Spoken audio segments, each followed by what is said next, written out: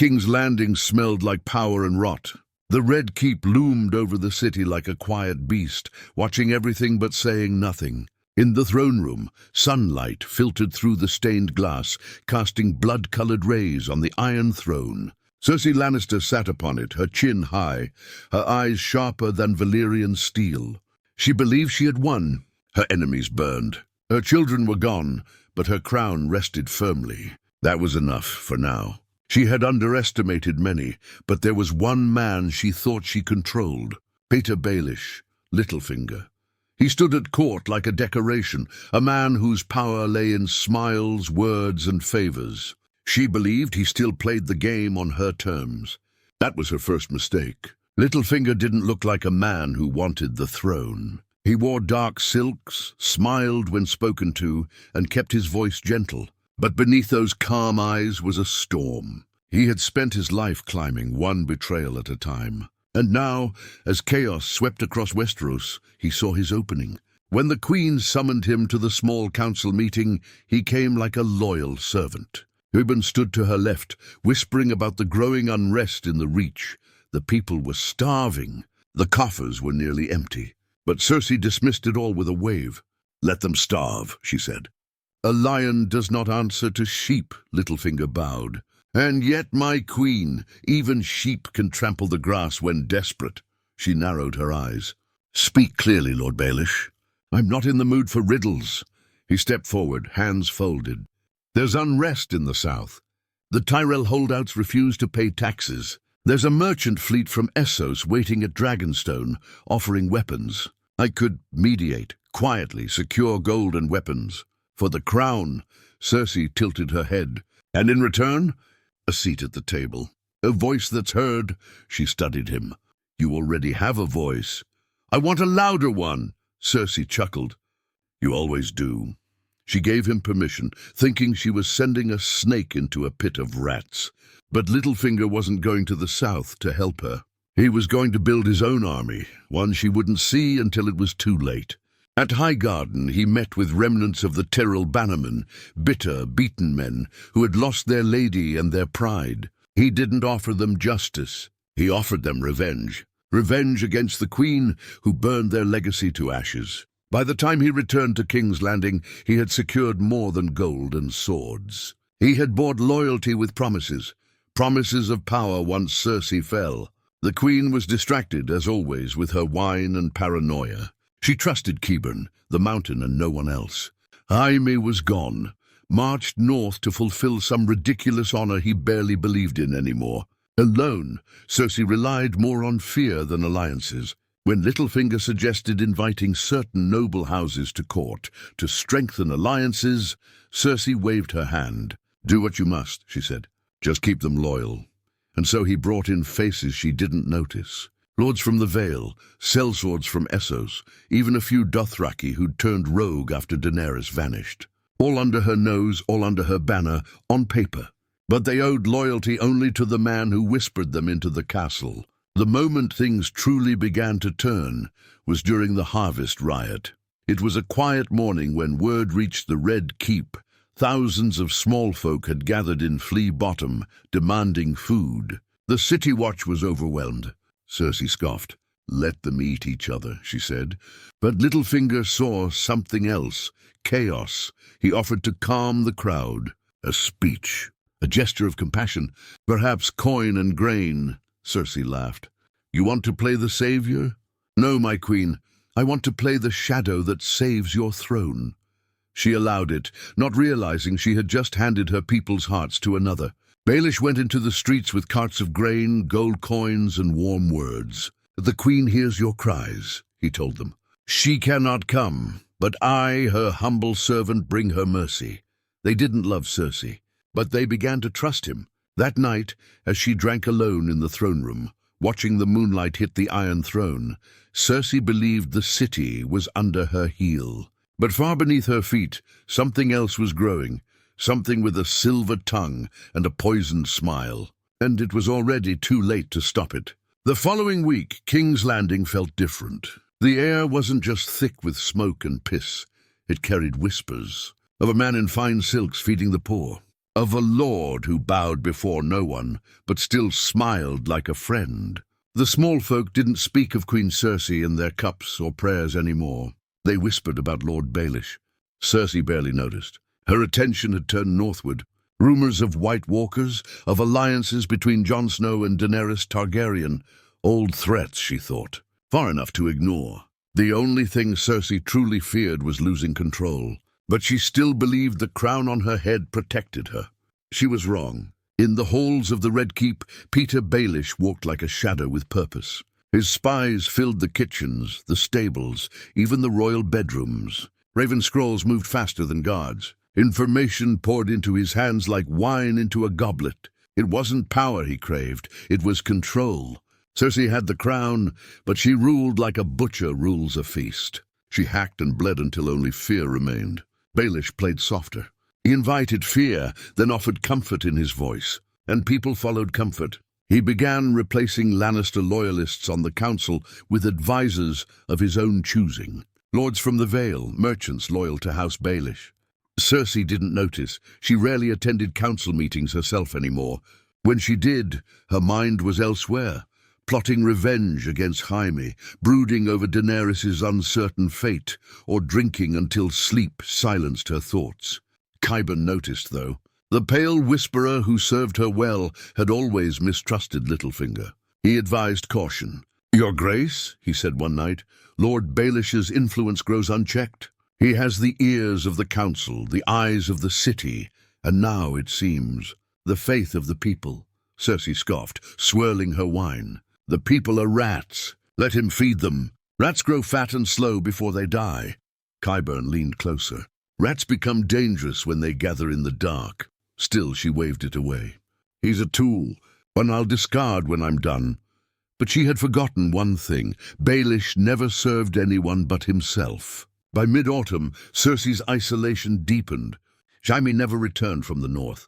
Her allies were scattered or dead. Even her control over the gold cloaks, the city watch, was waning. Littlefinger had quietly replaced key captains. Those not loyal to him were sent to guard grain convoys or investigate unrest far outside the city. And one by one, their replacements bowed to a different master.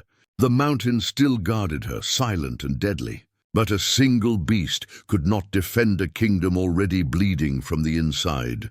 And then came the letter, delivered by Raven, sealed with a mockingbird. It wasn't addressed to Cersei. It was read aloud in the throne room during a court session she had foolishly allowed.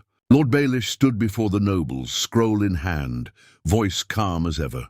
"A declaration," he said, "signed by 12 noble houses from the Vale, the Reach, and the Stormlands. They declare Queen Cersei unfit to rule, citing her madness, tyranny, and the destruction of great houses without trial." Cersei rose slowly. Her goblet slipped from her fingers, clanging down the steps of the Iron Throne. "What treason is this?" she hissed. Baelish smiled. "It's not treason if it's truth," the court gasped. Qyburn reached for his blade. The mountain stepped forward. But before blood could spill, the chamber doors opened. Soldiers marched in. Not Lannister red, not gold cloaks, Vale steel, and behind them, sellswords from Essos, Bravos, Pentos, even a few with golden Dothraki braids. They didn't point swords, not yet. But their presence screamed the message louder than steel ever could. Cersei stared at Baelish, her voice cracking for the first time in years. "You dare challenge me in my own court?" Baelish stepped closer, calm as ever. "No, Your Grace," he said softly. "I'm not challenging you. I'm replacing you." Silence, gasps. Qyburn unsheathed his blade. The mountain growled low. But then, one by one, the lords in the hall knelt. Not to Cersei, to him, to Petyr Baelish. Cersei's breath hitched. Her hands trembled. It was the first time in her life she felt something worse than fear, irrelevance. Still, she didn't scream. She didn't plead. She smiled. A terrifying, wine-stained smile. "You've won a court, Baelish, but the Iron Throne is forged in fire and war. You're not a lion. You're a rat that learned to walk on 2 legs. He leaned in close. "And you're a queen who never learned when she lost." Cersei didn't fall that day, but her rule did.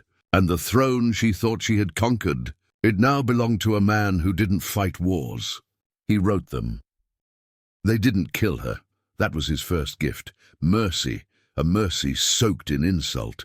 Cersei Lannister, once the Queen of the Seven Kingdoms, was escorted out of the throne room not in chains, but in silence. No ceremony, no outcry, just the sound of her boots echoing through the hall she once ruled. The Mountain followed her, eyes hollow, every step a threat. But he obeyed. She still commanded him, at least. For now. Petyr Baelish didn't watch her leave. He sat on the Iron Throne before the doors had even closed behind her. And that moment, the whisper of his cloak against cold steel, it was everything he had clawed toward since his first coin, his first lie, his first betrayal. No dragons, no birthright, just calculation. He didn't declare himself king, not yet. That would be too loud, too sudden. Instead, he declared a stabilizing council. He would serve as protector of the realm, a title soft enough to avoid rebellion, but strong enough to hold absolute power. The lords who knelt that day nodded eagerly. They didn't want another war. They wanted order, and Baelish gave them that, his version of it. Within days, the streets of King's Landing were cleaned, grain flowed, merchants returned, gold cloaks wore mockingbird pins. Scribes and singers whispered of a new age of peace. The poor were fed, the merchants were paid, the nobles were flattered, but behind it all, Baelish's web tightened. Every raven carried his words, every coin bore his sigil, every man who spoke against him vanished, gently. No violence, no heads on spikes, just disappearances, quiet, efficient, terrifying. Meanwhile, Cersei was held in the Queen's Tower, not a prison, not openly, but she knew what it was, a cage with a view. She paced the stone floors like a lion in chains, wine-soaked and fuming. The Mountain remained by her side, her only loyal guard. Qyburn, stripped of title and office, stayed in the shadows, more a rat than a man now. "He wants to rule without blood," Cersei spat one night, slamming her goblet against the wall. "He thinks he's won." Qyburn, eyes sunken, leaned forward. "He has, for now, but rats leave trails, trails we can poison." Cersei paused. Her fingers trembled around the goblet. She had underestimated him, again, just like she underestimated the Faith, Tyrion, Daenerys, even her own father once. And each time it cost her. But this wasn't just about losing the throne. This was about being erased. And Cersei Lannister would not be forgotten. Outside her tower, Baelish worked quickly. He penned letters to the north, inviting Sansa Stark to return to court as a noble friend to the realm. He knew she wouldn't come, but he wanted her to refuse, to seem disloyal. He began spinning tales that painted Jon Snow as an unstable threat, half Targaryen, half wildling, with an army of corpses behind him. The small folk didn't know. The truth, and Baelish knew better than anyone that truth didn't matter. Perception did. In the Reach, he legitimized minor lords, elevating their houses in exchange for loyalty. In the Riverlands, he revived trade routes.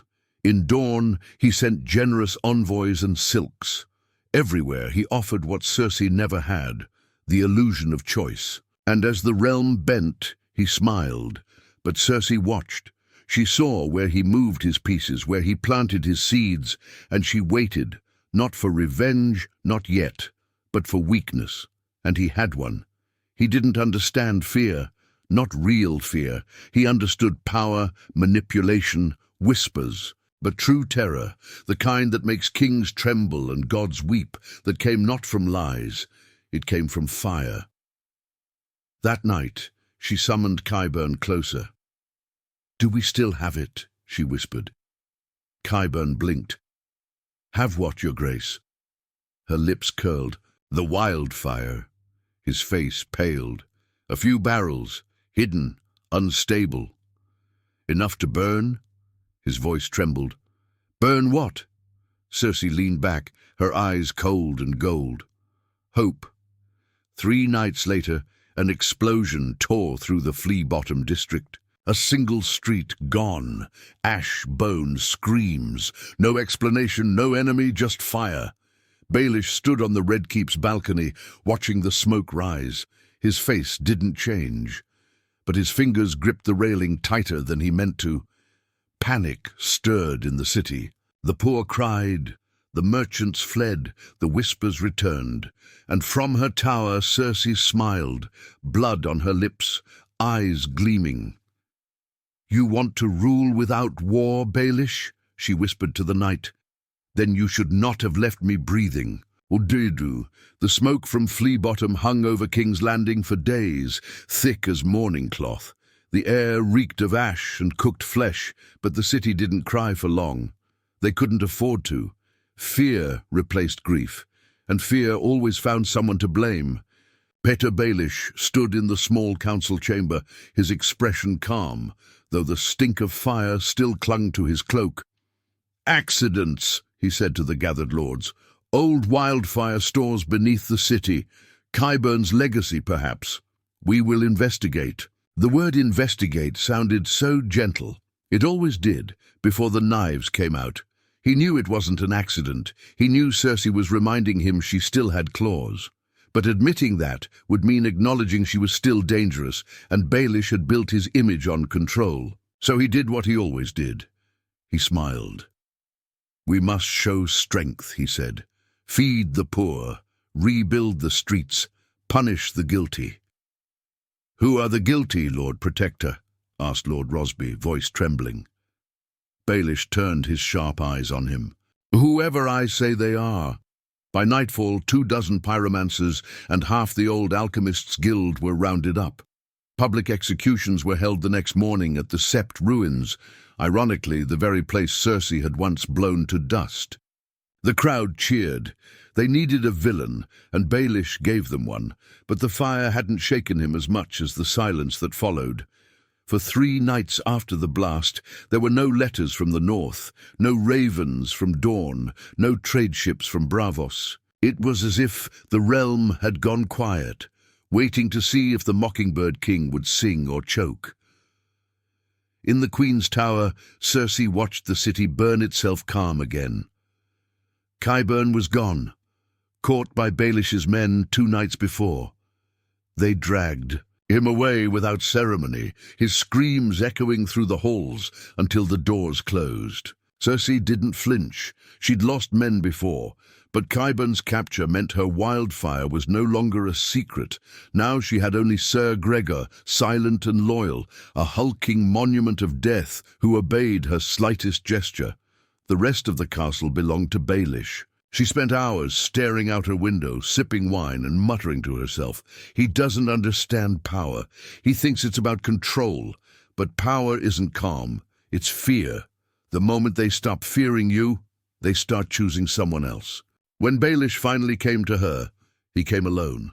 No guards, no fanfare, just the sound of his boots on stone. He entered her chamber with a slight bow. "You've made your point," he said softly. Cersei smiled faintly. "Only one?" "You're playing with fire, Your Grace." "I always have," she said, sipping her wine. "That's why men like you never beat women like me." Baelish tilted his head. "I already have." She stood slowly, the candlelight painting gold in her hair. "You think sitting on my throne makes you king? You're a rat with silk on his back. I built this city on blood and fear. The people you feed will forget your kindness the moment they're hungry again." Baelish stepped closer. "Perhaps. But by then, there will be no one left to feed them lies about the lioness in the tower." For the first time, Cersei's smile faltered. He leaned close enough that she could feel his breath. "You should have killed me years ago, when you had the chance. And you," she whispered back, "should have never let me live." They stared at each other for a long, electric moment, 2 predators who knew neither would sleep easily again. Then Baelish turned and left without another word. That night, Cersei stopped drinking. Instead, she began writing. Letters. Dozens of them. some to old bannermen in the Westerlands, others to smugglers and mercenaries she still had dirt on. She signed none of them, but sealed each with a crimson drop of wax shaped like a lion's paw. The next morning, ravens flew from the tower before dawn. Baelish noticed. Of course he did. Nothing moved in King's Landing without his knowing. He ordered his spies to intercept the birds, but not all were caught. Some got through, and by the week's end, the Westerlands were moving again. Caravans. A food that once came to King's Landing suddenly stopped. Mines were abandoned, gold shipments vanished, the streets began to thin, the coin grew scarce, and the same mouths Baelish once fed began to mutter again. The poor still liked him, the lord still obeyed him, but hunger has no loyalty, and whispers began to twist. Maybe the lioness was right, maybe the new king was just another liar. Baelish doubled the rations, tripled the guards, and sent assassins westward to silence the noise. But something deeper had begun to rot, the throne room that once felt alive. With his triumph now seemed to watch him in silence, judging him. And somewhere in the tower above, Cersei Lannister was smiling again. The gold was running out, not in a loud, crashing way, not all at once. Littlefinger's fall began in whispers, quiet refusals, delayed payments, merchants suddenly unable to acquire stock. The flow of coin that once ran from the Westerlands to King's Landing like a river had dried up stone by stone. Cersei's letters had reached old friends, bitter relatives, greedy second sons, all those who still feared the name Lannister more than they respected Baelish's. And now the city could feel it. The markets were thin, breadlines long. Ration carts were overturned by angry mobs twice in 1 week. Baelish's peace was held together by rations and promises, but hunger didn't care for speeches. In the throne room, he stood before the council with a look that could have been carved from marble. "Raise the tax on imports," he said. "Squeeze the ports. Merchants can afford a cut." Lord Valerian frowned. "They'll raise their prices. The poor will starve." "The poor are already starving," another lord muttered. "And whose fault is that?" Baelish asked softly. The room fell quiet. No one dared answer. Behind the stillness, the truth was beginning to surface. The Mockingbird King wasn't made of steel. He was made of silk and secrets, and both were starting to fray. Later that night, Baelish stood alone in the map room, candles flickering over the painted stones of Westeros. His eyes scanned the west, then narrowed on the Lannister heartland. "Oh, we should have crushed Casterly Rock," he murmured. Across from him, Maester Aemon's replacement, a young, smart, forgettable man named Orlin, stepped forward. "It would have looked like vengeance, my lord. You promised a new rule." "I promised results," Baelish snapped. He dismissed Orlin with a wave, but his own words echoed in his head. Results, and he was no longer delivering them. Meanwhile, high in the Queen's tower, Cersei Lannister played her game with far more patience than anyone expected of her. She no longer drank. She no longer raged. That lioness pride, once wild and roaring, had quieted into something colder, sharper. She played the long game now, just as her father had. Her letters had done more than disrupt trade. She had offered the Western lords something Baelish couldn't: familiarity, bloodlines, a return to the old ways. She promised them their names in history books, their sons in gold cloaks, their enemies buried without trial, the things nobility truly wanted. And now caravans of Westerland steel were moving, not toward the capital but around it. Armies weren't marching, but they were training. Bannermen weren't declaring rebellion, but they were no longer responding to Baelish's ravens. Cersei knew better than to rush. Baelish had his spies in every corner, so she used what he overlooked: resentment. She whispered in the ears of the disgraced, the ambitious, the ignored. "He rules like a merchant, not a king. You deserve better." She offered titles for later. Gold for now, and vengeance always. And in the dark of night, she began sending visitors out of the Red Keep. Not ravens, people, disguised as servants, cooks, or drunkards. Some slipped into the riverlands, others westward. None wore sigils, all carried messages. And Baelish, He was too busy holding the city together to notice his kingdom slipping through his fingers. Then came the bread riots. Flea Bottom boiled over. 3 food carts were ambushed. Gold cloaks were overwhelmed. And this time, the violence reached the noble quarters. Fires, screams, chaos. Baelish stood atop the steps of the great Sept ruins, flanked by his loyal guard, addressing the crowd. "I understand your pain," he called out. "I will feed you." "The crown is working tirelessly." A rock struck him across the cheek. Blood bloomed beneath his eye. The crowd gasped.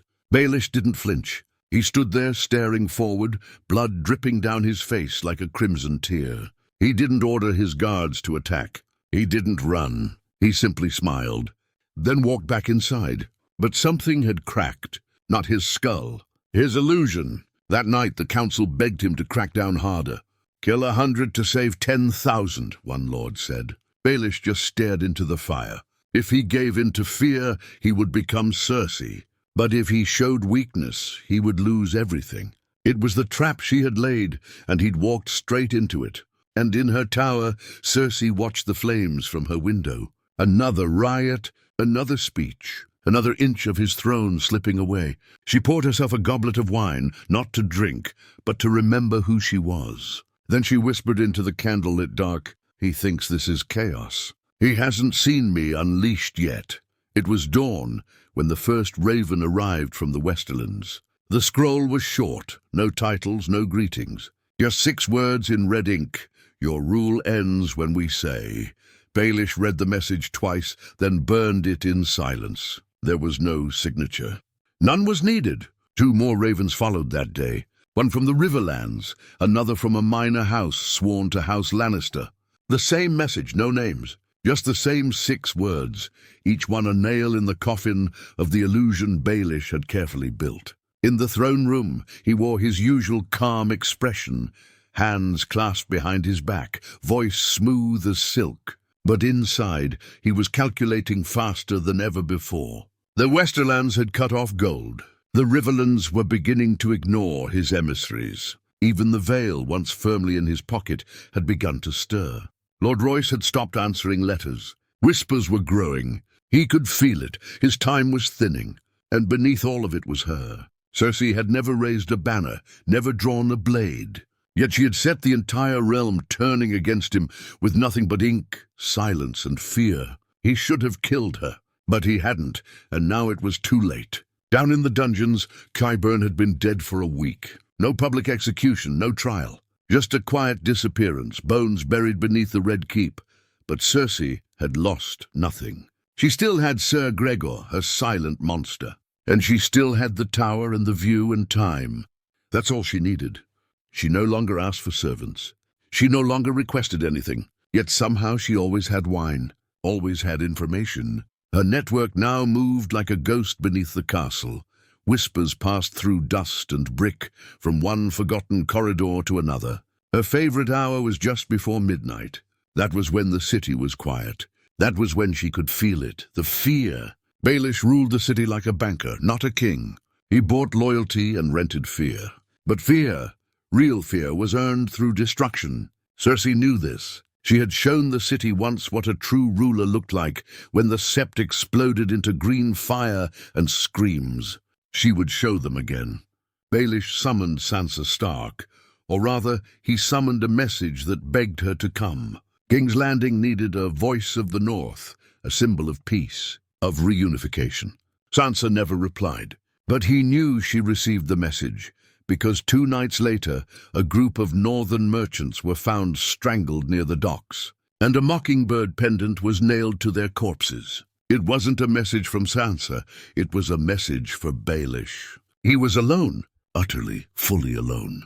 By the end of the week, the council had collapsed. Lord Rosby left in the middle of the night, his house declaring neutrality. Sir Harren of the Stormlands wrote an open letter naming Baelish a fraud king, a shadow without a crown.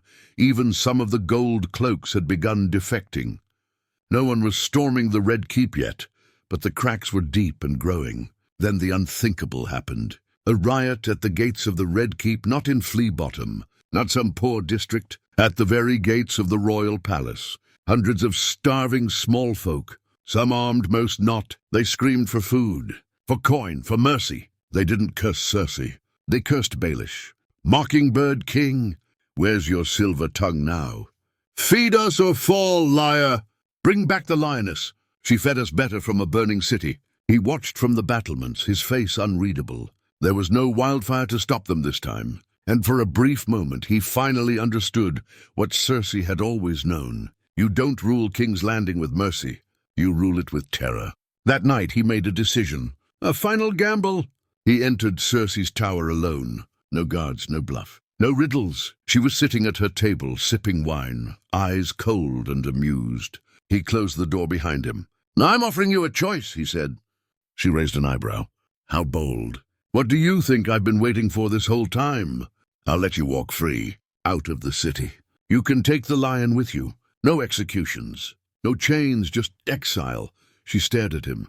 Then she laughed, soft and slow, like a woman truly entertained. You're not in a position to bargain, Baelish. He said nothing. You've already lost the city, she continued. The only thing you haven't lost yet is your life. He narrowed his eyes. Is that a threat? She stood and stepped toward him, slowly, like a cat circling prey. No, she whispered. It's a promise. He met her stare for a long time, and for the first time in all the years they'd known each other. Littlefinger looked afraid. He should have killed her when she was in chains. That thought haunted Peter Baelish as he stood in the throne room the next morning, a goblet of untouched wine in his hand. The sun rose slowly beyond the stained glass windows, casting a red glow over the iron throne, like blood leaking from a wound. The people outside were louder now, braver. Some even carried banners again, old ones. Lannister red, Stark grey, Martell gold, no Mockingbird. Not anymore. The council had stopped meeting. There was no council left, just empty chairs and the echo of footsteps down cold stone halls. His allies had scattered, or worse, pledged quiet allegiance to someone else. And the Queen, she was no longer in her tower. That morning her chamber door was open, her bed made, the guards stationed outside dead, throats slit in silence. The mountain was gone too. Baelish didn't panic. He never panicked, but he felt something unfamiliar rising in his chest. A kind of still, creeping dread. He ordered a lockdown of the Red Keep, every gate sealed, every guard accounted for. He sent riders to the city gates. No one in, no one out. But it was too late. Cersei wasn't trying to escape. She wasn't running. She was here, somewhere inside, and she was hunting. As night fell, the city burned again. Not wildfire this time, real fire. Dozens of buildings lit ablaze. Carts overturned, nobles dragged from their homes by mobs. Baelish's soldiers, once seen as protectors, were now symbols of betrayal. They were overrun in the streets. Some surrendered. Others fled. One was hung from the gates with a mockingbird pendant shoved down his throat. The people weren't hungry anymore. They were furious. Inside the Red Keep, Baelish paced like a man trying to outrun his thoughts. He barked orders, but few listened. The corridors were emptier than ever. He ordered the last of his loyal guards to double the watch. If she's inside, find her. Bring her to me. Alive if possible. He knew Cersei. She wasn't hiding in fear.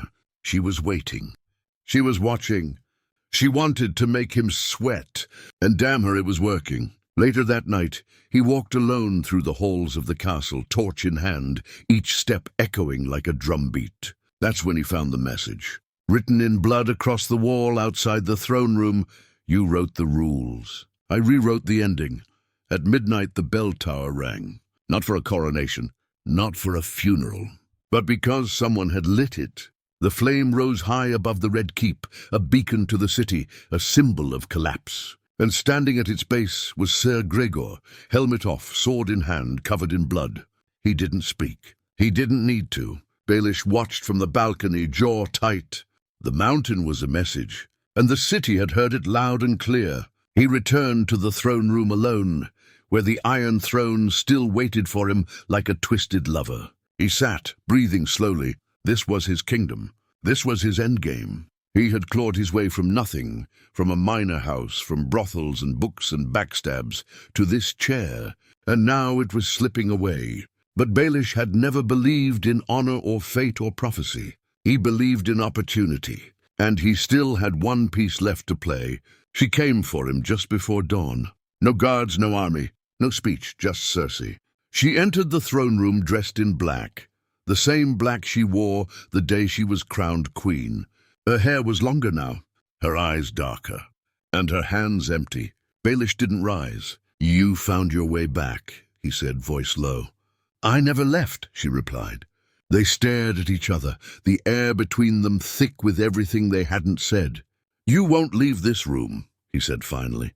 She smirked. "Neither will you." Footsteps echoed behind her. 6 men stepped forward. Lannister loyalists, real ones. Gold armor, red cloaks, not bought, not bribed. Blood loyal. They circled the throne. Baelish stood slowly. His hand reached for the dagger at his waist. But before he could draw, Ser Gregor appeared behind him, massive hand gripping his shoulder. He froze. And in that moment, Petyr Baelish, Lord of Harrenhal, Master of Coin, Protector of the Realm, King of No Crown, finally realized what true power looked like. It wasn't whispers. It wasn't manipulation. It wasn't even the throne. It was a woman who had lost everything and still refused to kneel. Cersei stepped closer. Her voice was a whisper of poison. "You thought you were smarter than me, that because you whispered behind doors and bought your way into power you'd won." She leaned in. "But I am not one of your brothel girls, Petyr. I was born in the lion's den." He said nothing. There were no words left, only silence, and the sound of his own breath shaking. They didn't kill him that morning. That would have been too kind, too fast. Cersei Lannister never believed in mercy, and Petyr Baelish hadn't earned a quick death. Instead, she had him dragged from the throne room, face down, cloak torn, his fine silk boots scraping stone like a whimper. The iron throne behind him, glinting in the rising sun, had never looked colder or more indifferent. He didn't scream, not once. He was too proud for that. But something in his eyes had cracked. Not fear, not even regret. It was disbelief. He had calculated everything, predicted every move, controlled kings, queens, and wars. He had orchestrated the War of the 5 Kings, turned lovers into enemies and kingdoms into kindling. And yet, the one piece he thought he could keep in his pocket, the lioness in the tower, had turned out to be the flame that burned down his entire web.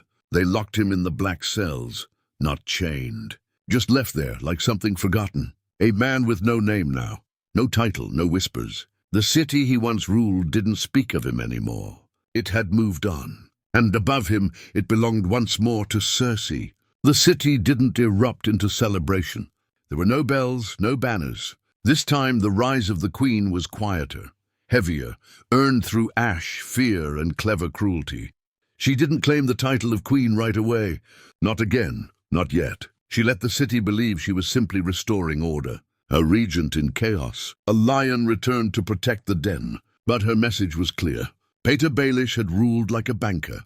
Cersei Lannister ruled like a storm. The day after Baelish was taken, grain returned to the markets. Caravans from the Westerlands arrived under Lannister banners, full of food and gold.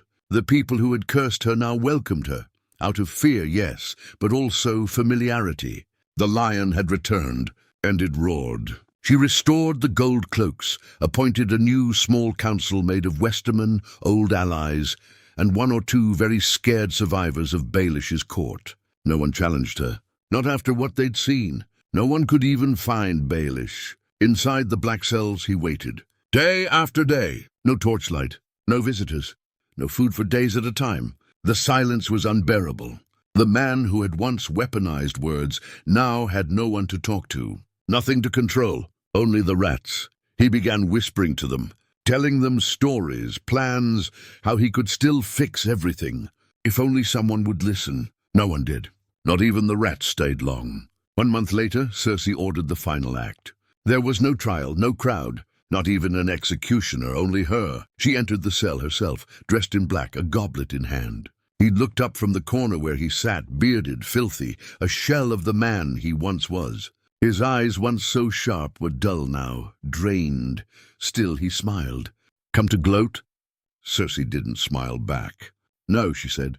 I came to finish the story. She handed him the goblet. He sniffed it. Red? Poison? Maybe. He drank anyway. I made you, she said softly. I let you rise, because I wanted to see how high a rat could climb before it fell. He chuckled, voice rough and dry. You can kill me, Cersei, but I still changed the world. You did, she agreed. You made it worse. Silence. Then she turned to leave, her footsteps echoing through the cell. You'll die alone, he called after her. She paused. No, she said without turning. You will. 2 days later, the city buzzed with rumors. No body was seen, no coffin carried, no head on a spike. Just a quiet announcement. Lord Petter Baelish has died. Cause irrelevance, and that was the end of the Mockingbird. Cersei stood once more in the throne room. But this time, she didn't sit immediately. She walked around the Iron Throne slowly, fingers trailing its jagged edges, remembering every lie, every betrayal, every corpse that paved her way back here. This throne had stolen her children, her brother, her sanity, her soul, and still she wanted it, needed it, because what was left without it? She sat down, and this time the steel felt warm. The city outside had quieted again, for now, but she knew better than anyone. Peace was just silence between screams. She would rule in that silence. Not with kindness, not with coin, but with fear, just as a lion should.